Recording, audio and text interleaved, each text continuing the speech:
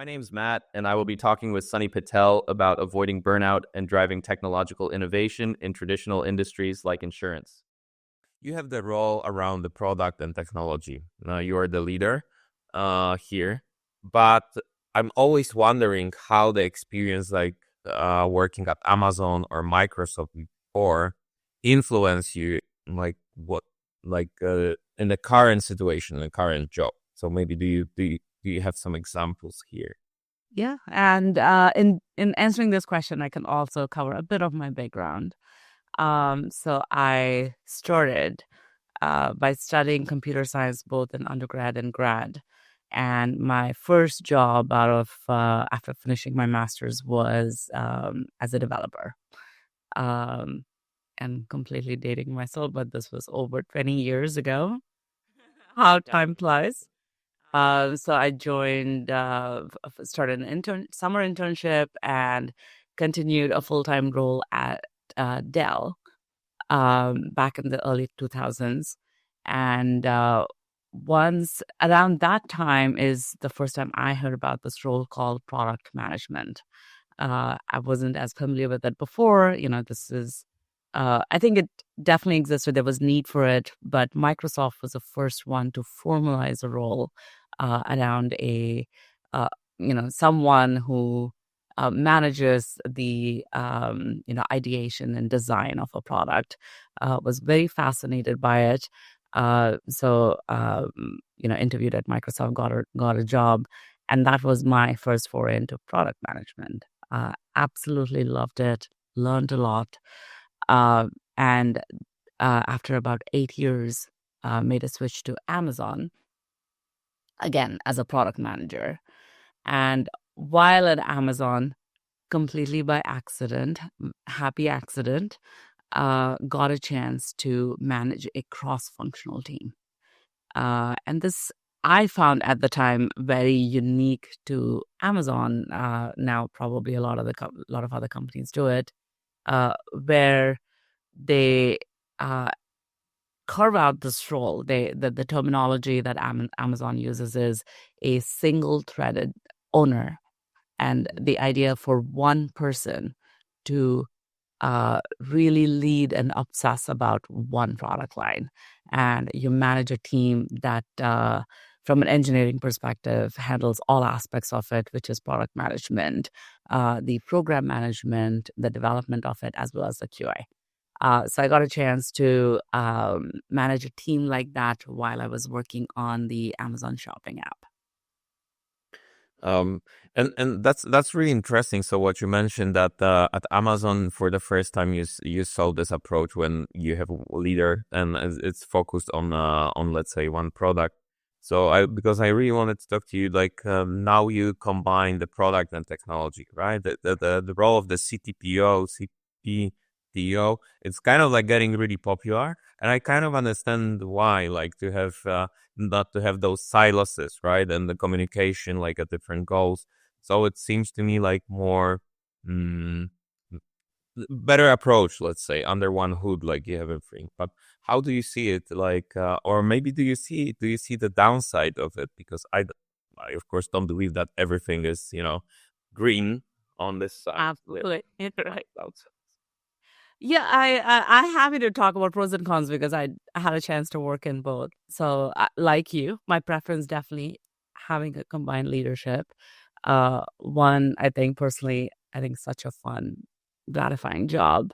So I like having that role and impact for sure. And also there is, I think, a reduction in collaboration tax. Now, what could be the downside of it is I think a person that is equally good on the product management aspect and an engineering aspect is a complete unicorn, right? I mean, so I think it's difficult to find an individual like that. So personally, myself, I do think because of my background and training, I lean more on the product management aspect. So what that means for me as a leader is the areas where I need support on that I have very strong team members to provide that balance for me and my skill set within the team. And vice versa. If let's say somebody gets into a CPTO role, I've heard it being referred to as both CPTO and CTPO, either one. So I guess depending on where the emphasis is, but let's say somebody with an deeper engineering background moves into that role. My recommendation for them would be, identify the areas where they would need more support, and hire people for that. But this notion of one person who can balance it all, not that we don't have them, but I think it's just hard, right? Because earlier in the career, it's very likely each of us has focused on one aspect more than the other. So that to me is, and finding that right team and balance is probably, I wouldn't say a downside, but I think the balancing act that's needed to really make this role work. I think of this role very much as a team sport rather than one person doing the job. That's interesting aspect you mentioned, like a team sport, and that you need to have somebody to support you on your, let's say, weak side, because you either are more specialized in product or technology at this role. So like in your case, do you have like a, I don't know, head of engineering, like helping you, supporting you on this side, or how do you organize it? So I can definitely talk about my organization now and then go back in time so like I said, I think um, I am very aware of the areas where I feel that I bring deep expertise to the table, and also the areas where I definitely look to others on the team for support. So an example right now, the team, the organization I lead, I have 4 leaders that help me run it. And it's in a lot of ways, it's a symmetry both on the product and the technology side. So I have a head of engineering and a head of product, and I have a product architect and a software architect. All 4 of these individuals report to me right now at Socotra. Absolutely a brilliant bench of leaders, right? I mean, I get a chance to obviously interact and work with them, and I cannot believe my own luck that I get to work with such a brilliant set of minds. So shout out to the team if you guys are listening.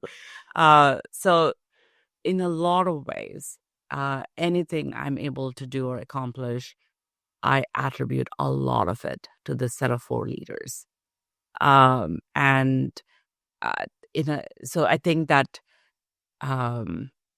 to me, it's about my role in a lot of ways is about enabling their success within their roles. So the architect roles, both on the product and the technical side, bring in that deep, both design as well as the development aspect, and the heads of engineering and product, essentially, in addition to a number of other things that they do, are running the team on a day-to-day basis and manage, work on the people management aspect as well as the delivery aspects and communications aspects of the platform that we develop. So that is a setup I have today. I think it works beautifully, in a large part because of the individuals, right? So it's a setup and the individuals. In the past, I think I've always had a setup similar to that.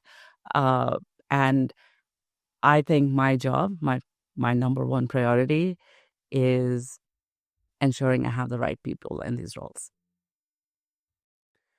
And speaking, I want to dig now a bit on nitty gritty details, and how do you do your job? What is special about you? And I always like the aspect of contrarian approaches. So I mean, like, do you feel like in your case, do you have any like a contrarian approach to building the product, managing the team, delivering the value to the client, that it's specifically, special for you?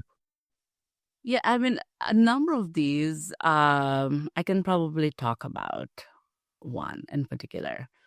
So I feel that, I mean, you talked about the need for that deeper collaboration between product and engineering. Absolutely, right. I mean, I think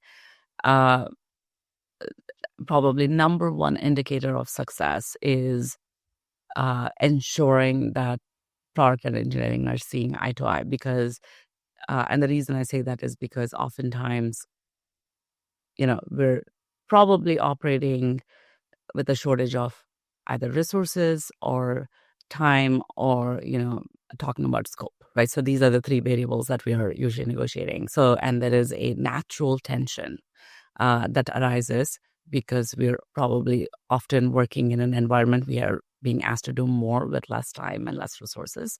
So that's a negotiation. So one belief I've come to embrace, I don't know if I would call it contrarian because others might believe the same thing, is the most effective use of our time, especially when we're meeting together and having discussions, is to have some very messy discussions. And this is very counter to what I was used to, which is that meetings should be run very clean, very with a lot of social cohesion, or to get a lot of agreement in a meeting. And I've come to realize that actually it should be the opposite. If you're meeting, if you're all choosing to spend time together to make decisions, the more opinions, counter opinions, the more we are able to push each other when somebody shares their opinion or makes a statement, and using the meeting itself to make a decision rather than, pre-make these decisions and come to the meeting to get alignment. I think those are probably especially to the leaders, this is what I would say, that is probably the most effective use of our time. And in a lot of ways, almost counter to what I would believe at the beginning of my career. Great point. Great point. I agree. And speaking of building the products, I'm wondering, in your case, do you have your own framework, or with your team you have your own framework? How do you bring the idea to the product itself? Do you have your own process behind it? How do you go for it? I think there's definitely a process I like to follow, but it's not my own. I think this one derived from my days in Amazon, just because it works so beautifully. So Amazon follows this methodology called working backwards,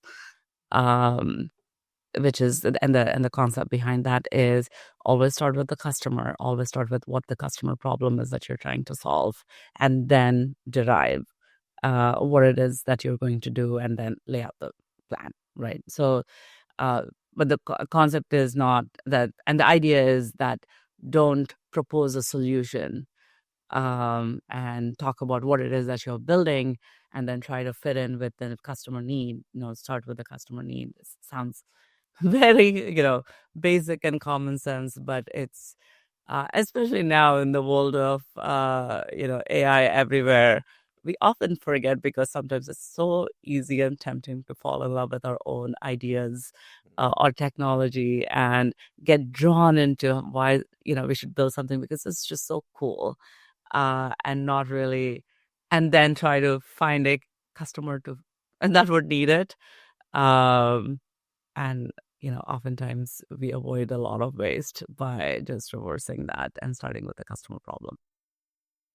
And you mentioned the AI, and I'm always wondering, do you feel that the AI influence the work you do, the way you do the work? I don't know. Do you see already some changes on your daily basis, maybe? I find it enormously useful, I think, for a lot of just my personal productivity point of view. So a couple of my favorite tools that I just use on an everyday basis. One is this tool called Gong, which essentially at Socotra consolidates a lot of our sales calls. Just such an enormously useful tool to summarize these long calls. I mean, so I, as and when I find free time, I love to just listen into some of these customer calls that might be happening.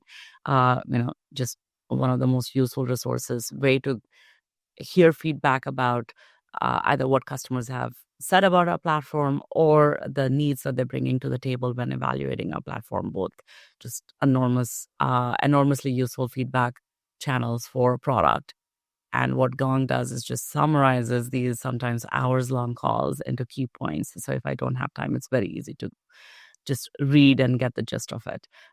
In addition, it has a lot of really cool call analytics that it displays. For example, who were the participants, which participants spoke the most, just very insightful. Like that, as a human being, like with a manual approach, some of these, capabilities would have been very difficult. I use AI for writing. I use AI, for instance, another tool that I find enormously helpful for me. Again, resource collection point of view is Glean that we utilize across the company. So I think personally, Matt, I'm curious how you use it, but it's made from a personal productivity point of view. We live in a completely transformed world, I feel like, even compared to 5 years ago. Yeah, I feel it, and I see like a huge impact. So I have software development company, and even like using GitHub Copilot, you can produce so much. You can improve the quality. So you can be faster, deliver more. So I think it's already possible today. So I'm just thinking about what will be possible in 5 years, right? So yeah, I think that some of and we've also used it to build some demoware, right? Again, which would take weeks or months previously, and now it's a matter of hours and days that we are talking about. So depending on the kind of task, it's magical. I'm a huge fan.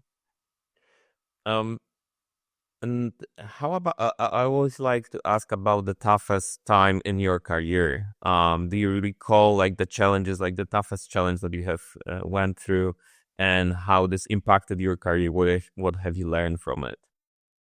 Yeah, I would say, for me at least, and I guess for most people, that when we are going through a challenging time, oftentimes it kind of, there's an intersection of both personal and professional lives. Um, and one probably impacts the other. So when I look back, I want to say about a little over a decade ago, I had a loss in my family, close family, which was very hard for me and to process.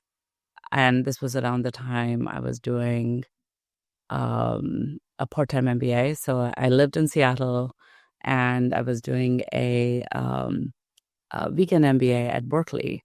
So which meant I had to fly out every Saturday, spend the whole day in Berkeley, attend classes, and fly back. Very taxing. Now I think I was insane to do it.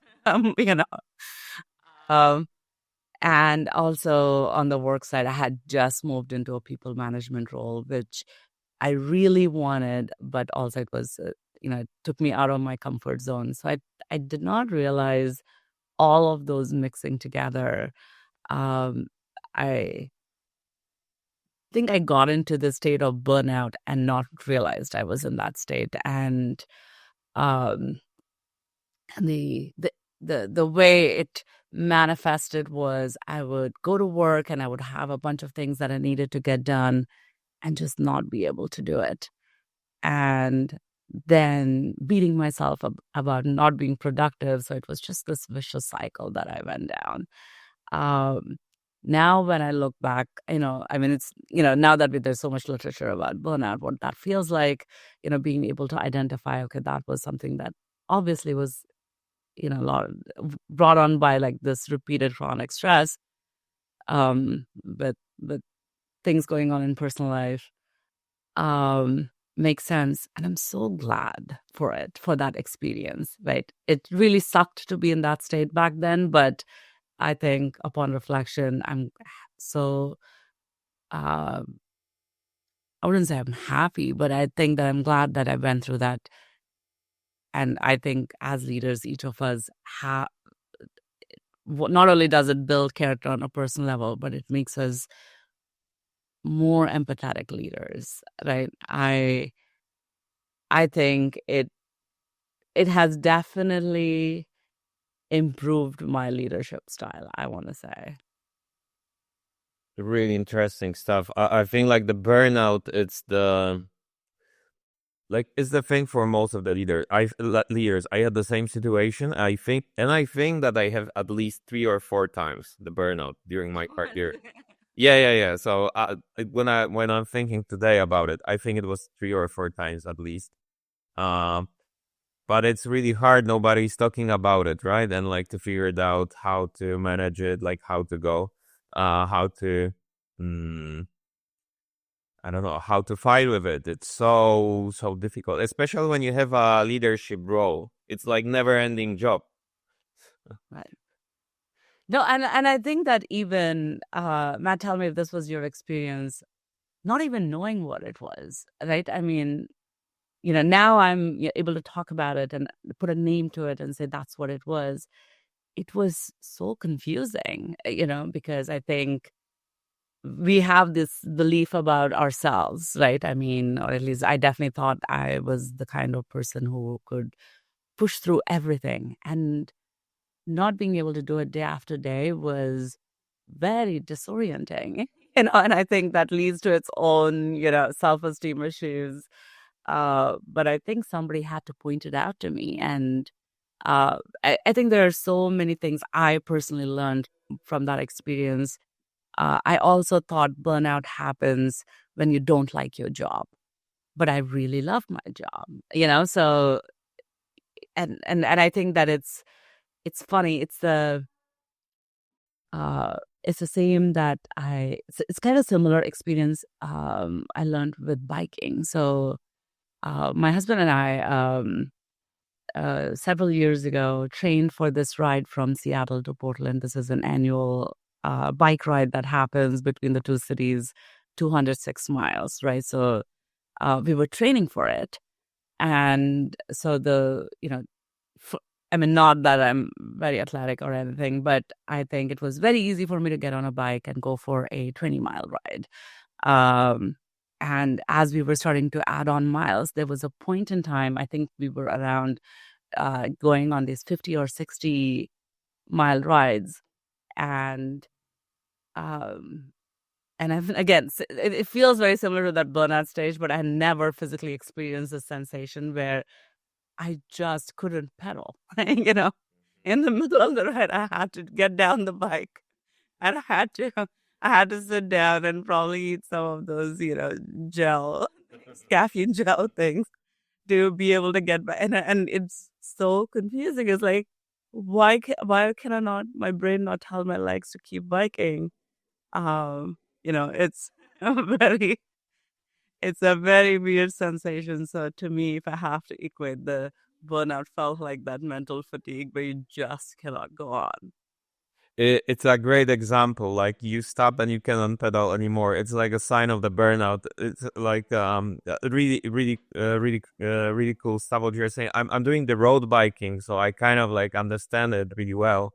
But my colleague with whom I'm road biking, and he's really successful entrepreneur, and like I live in Spain, so the hills are really high here, and I hate it. I absolutely hate it. But like especially at the early days, it was really difficult for me. And he was saying like, "Hey, like we have like a huge hill in front of us," and he's saying like, "Do your at your own pace. Like you still get it at the top, and we'll make it. Like it doesn't matter how much time do we need. Just pad out easily, and then everything will be easier. The same is at work, right? So you do it in your own pace. You don't have to hurry. You don't have to know everything at the same time. Like give yourself some time." So like the biking, I think is a good example even. I agree. You're absolutely right. And also, I mean, like, just to build on that analogy, it's you take care of yourself before you get to that muscle fatigue stage, right? So, whatever the nutrition, your hydration, knowing yourself, and pacing. You're absolutely right, pacing yourself, but also providing your body the nutrition before it gets into that state. Like I said, I think I am so happy like that I had that experience for myself, because I do think it's one of those things where it's one thing to hear about it or read about it, or like, we do talk about stress and burnout, but completely another when you experience it for yourself, the Personal experience is always the best teacher. So but I know a lot of leaders who are, let's say, around 30 years old, right? So they are beginning. And when you are beginning your career, you have a lot of energy. You work at Ernst and Young or those kind of organization or consulting jobs. So you work 24/7, I would say. So those are really intensive jobs. But do you like if you would talk with such a person, with such a young person, and this person is like close to the burnout, and you see it from the outside, like what question would you ask to evaluate it, or the person could evaluate it, like based maybe on your own experience, like how would you approach it? maybe I could give them advice, absolutely, but given my reflection, I wonder if we should just let them go and experience it for themselves, and they'll learn. Um, and that is because I think about this was basically, I was in my early 30s and I wouldn't have listened. If somebody had come and said, "Hey, why are you doing this? Why are you doing this MBA and taking on this new role and changing teams?" If somebody had tried to talk me out of it, I would be like, "No, don't worry, I can handle it." And that hubris that comes from being young and having all the energy. And this was, before I had kids. So I had all this time, all my time was my own. And I think and obviously when you do all of those things, oftentimes you tend to be successful, and success is such a terrible teacher. Um, I think it builds a lot of arrogance and hubris, and you attribute a lot of your success to yourself rather than who's around you and who's supporting you. And like I said, I think I needed that wake up call, and I needed to learn it for myself. So if I'm seeing somebody go down the path, if they come ask me for advice, absolutely, I would give advice. But I think I wouldn't intervene. I would probably let them play it out. Because in a lot of ways, I think that's probably the best way to learn about our own limits, right? So how do you know what you're capable of if you don't push yourself? Well And said. what's your Yeah. Well said. But I know one example, like there's the one entrepreneurs organization, really successful guys, and they sold their companies, they made a lot of money, right? And you know what is the common problem and what they want to educate those guys? They educate about investing the money, because like when you sell your company, you feel like that you are so good and you will be successful at like any kind of business, and the guys are losing No, the full money yeah, because of the investments that they are making. So 100%. Yes. yeah, yeah. That's a good one. This and that's a good one. So they started to educate and implement the education on that. But maybe this is a bit different topic. It's out of topic. Yeah, right. You I know. get it. Um, But that's a good. I mean, that's a good one, and that's a very important, I guess, life skill to develop. Yes. and speaking of your role and in your career, I'm always wondering, like, what are your challenges right now? Like this year, last year, what do you feel I don't know, type in Google and ChatGPT what you are trying to solve? Because I feel like each year brings something new, and we're learning something new. And I'm just wondering, in your case, what are the challenges on your plate? Yeah, I can give a bit of background on Socotra, and then we definitely have an exciting road ahead of us. So Socotra at this point is in the insurance space, and the platform that we build out, it's an enterprise SaaS platform build out, is targeted towards insurance carriers to help them manage a policy throughout its life cycle.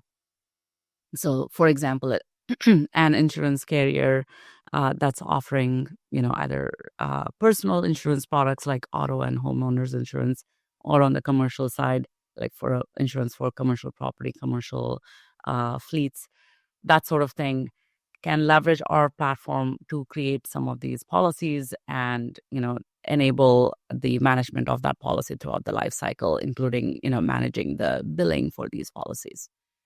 So it's a problem that has always existed. There's a number of legacy solutions for it. And about 20 years ago, there were some companies that formed, who are now the incumbents, that tried to modernize the old mainframe-based solutions. And Socotra comes in about 10 years ago and says, hey, you know what? We are going to rethink how this is done in a completely cloud native. We do not have any on-premise setup at this point. We've been born in the cloud, right? And we could afford to do that because the technology and the infrastructure was ready by the time we got started. And at this point, the way that we have built a platform, our belief is that this is absolutely the most innovative, the most advanced policy administration system in the market. The challenge is to build the referenceability so that it's not even just us saying that, it's our customer speaking for itself and influencing future customers. So that is the challenge ahead of us this next year. So very different from what we were focused on, or what I was focused on from a what to solve perspective last year. I think from a product perspective, we have a lot out there in this platform that our customers can leverage that we believe would tremendously help be an enabler for them to launch products, in a much more efficient way. And I think, this is the fun of it, and this is the challenge of it, is how do we get more of these customers to believe and adopt, and, get that virtuous cycle going where, we have some customers and we use them as reference to bring on more customers. That's where we are. So I assume there is a lot of education and a lot of talking of the clients, right? So the product itself is complex, so I assume it's not an easy job. Right, exactly, right. I mean, it's not, for instance, a B2C product that's easy to explain and understand. This is very, I think, in that industry specific in that way, and insurance is, not as mainstream within the tech circles. So exactly, you're right. Like, so when we get into what does this platform do? Why is that different? How is this differentiated? You get very quickly into the technical details of it. And then last but not least, the question that I ask all of my guests, it's about the books, the resources, conferences, something that had a major influence on you as a leader. Do you recall any titles that you could share? Oh my gosh, so many. And I think if my brain could be scanned and dissected, I'm sure there will be some AI tool in future. There's different bits of it that formed because of different books I have read throughout my life. I think that would be a very interesting tool, is that, like, brain scan, which is impacted by which book. So the one that I'm reading right now is, I haven't finished it yet, but I think it's fascinating. It's by Chris Voss, called Never Split the Difference. So I think that's the one that comes to mind because I'm in the process of reading it. I will definitely share what I think is the most meaningful, but so many of them, Matt. I absolutely, I think that's probably one of my favorite downtime activities is to read. Well, as you can tell, I wish I spent more time on it, but that's the eternal quest for, time. Sonny, thank you so much for your insightful talk and your time today. I really appreciate it, and I think this is the first time when I talk and I talk during the podcast about the burnout and, let's say, the soft side of our work. And I think it's such an important topic that it should be covered more and more. So thank you for that and sharing your experiences here. Matt, again, thank you so much for having me. Have a great day. Thank you. Follow Matt and Leszek on LinkedIn.